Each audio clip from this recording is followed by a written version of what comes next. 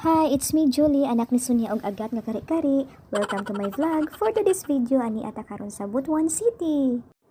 Medyo okay akong paminaw karon guys kay wala ko nagbus og dili kayo layo ang akong biyahe.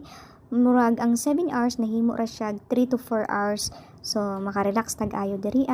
Pero murag feel na ako nga na-overdose ko sa bunan uy kay duha mo kabuk akong ginainom.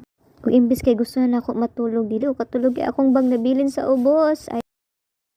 Bitaw ay nalimtan ako kay gipabilin man gud ganina sa receptionist kay naglakaw pa man ko ganina kay nagkaon lisod pod og magdala-dala kog bag nga dili pa man ko pwede maka-check-in kay 12 o'clock pa man dapat 2 PM ko mag-check-in. Og for the check gid perminti atong daddy monkey kung asa na ko, kung nakaabot na ba kog hotel, kung nagkaon na ba ko. Ay, sana all.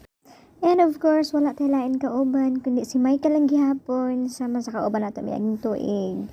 Og gani lang sa atong vlog guys. See you ugma. Babos!